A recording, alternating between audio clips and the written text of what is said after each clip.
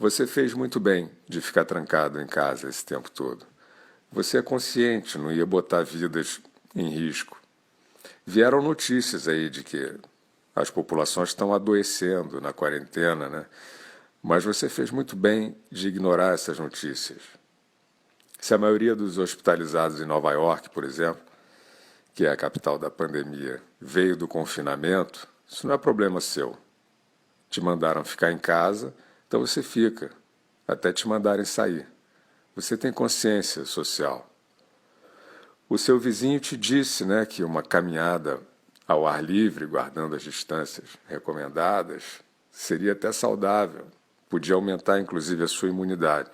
Mas você ficou firme, onde te mandaram ficar, e acusou o seu vizinho de irresponsável.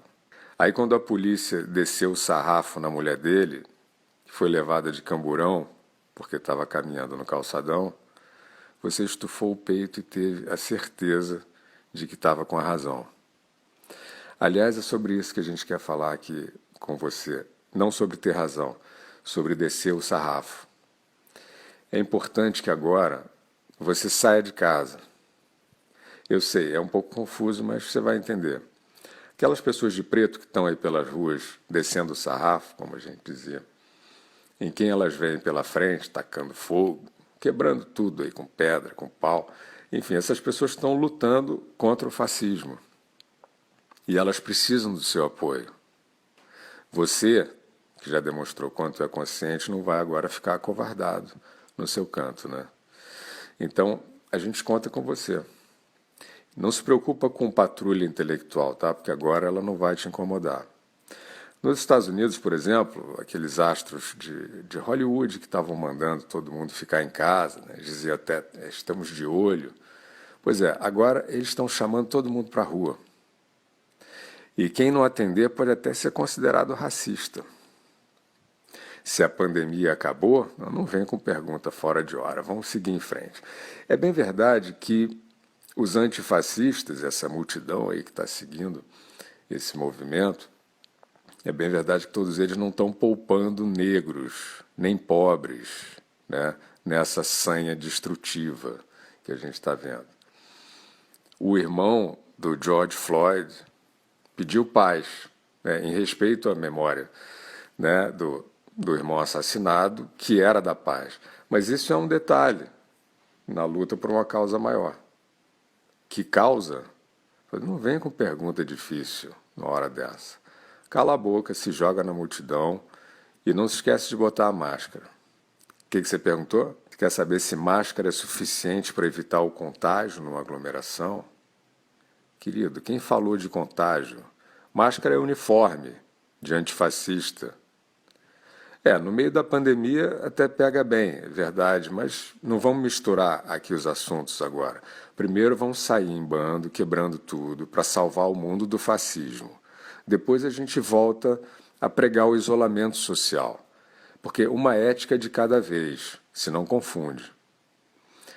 É normal que você fique aí preocupado com o prolongamento da pandemia, mas fica tranquilo, você vai ter ainda muito tempo para se apavorar.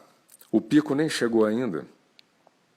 Ele fica ali logo depois do arco-íris, então tem chão até lá. Enquanto isso, né, nessas suas andanças aí com os antifascistas, vê se não vai destruir as coisas sem critério. Por exemplo, uma loja. Verifica primeiro se ela já foi quebrada pelo lockdown, porque aí você não vai gastar pedra e gasolina à toa. Enfim, se as coisas correrem bem, se não houver acidente de percurso, até o fim do ano está tudo quebrado. Mas isso não significa que você deve sair de casa depois disso. Você aguarda as instruções, como sempre. Até porque agora você já se acostumou mesmo com essa vida de merda, que é uma vida linda quando você pensa na contribuição que você está dando para um bem maior. E a compreensão de que a sua decadência vale a pena vai ser recompensada. A esmola do Estado vai chegar, há de chegar, aos que souberem esperar. Então, vamos esperar sentados, né? Enquanto isso, você pode se distrair. Por exemplo, tem vários espetáculos aí na televisão. CPI das fake news. Isso é diversão garantida.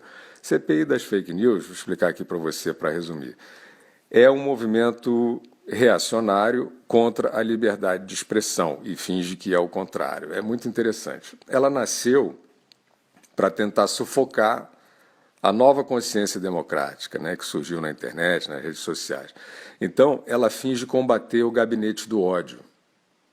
O gabinete do ódio é uma entidade imaginária criada aí por umas mentes criativas interessadas em sobreviver de um fetiche chamado antibolsonarismo. Antibolsonarismo é uma coisa assim mais estúpida e indigente do que um bolsonarismo real ou fantasioso, do que um bolsonarismo real ou fantasioso jamais conseguiria ser. Enfim, a CPI das fake news é irmã gêmea de um inquérito obscuro criado pelo STF e é só uma das pontas aparentes de um fenômeno que você vai entender de mendicância intelectual e mendicância moral. Vamos explicar.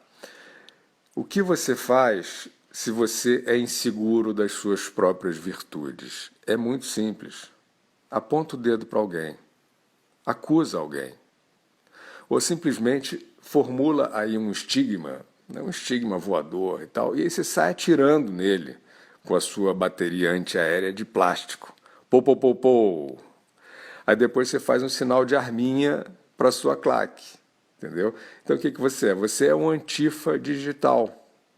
Né? Isso é uma designação moderna por o que antigamente se chamava alma penada. Bolsonaros e bolsonarismos vão passar, mas a praga do antibolsonarismo masturbatório não tem cura.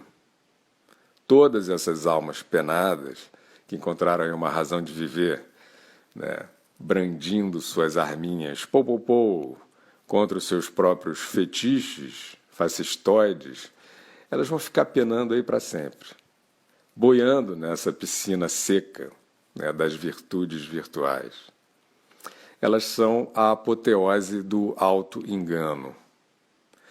Bom, vamos continuar aqui esperando e conversando. Os governos são ruins, né?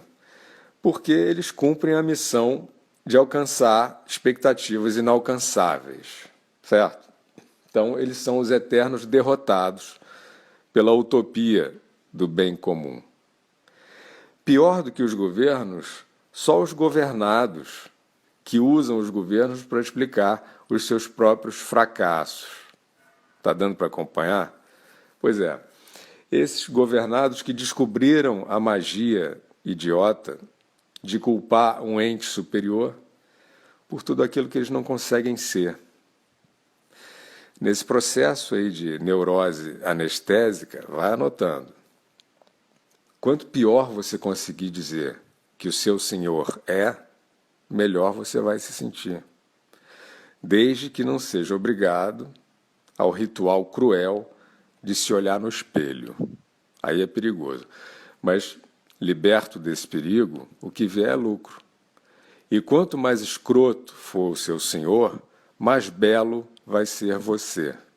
Pô, pô, pô. A rigor não interessa propriamente quem é o seu senhor. Interessa o quanto você pode caricaturar o seu senhor.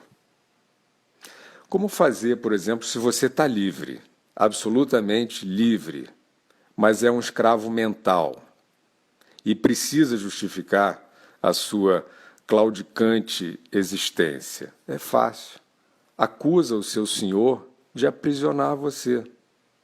Ninguém vai ver as amarras que não existem, mas se você for eficiente na simulação de um senhor escravocrata, você pode até conquistar a condição de vítima por dedução. Olha que beleza. Seus pares, seus companheiros, as suas almas gêmeas, que estão nessa mesma miséria espiritual que você, vão chegar com certeza, ou quase certeza, a achar que estão enxergando as amarras que te impedem de quê? te impedem de desenvolver a capacidade que você não tem.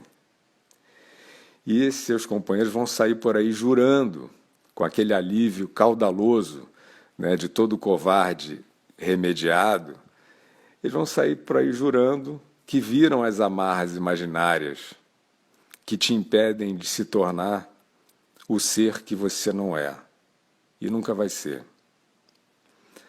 Bom, a vida de um idiota é simples, é a explicação suficiente que ele pode dar ao idiota mais próximo, dando graças aos céus pelo fato de que saciar a idiotice é como transbordar uma casca de nós. É nós. Pô, pô, pô!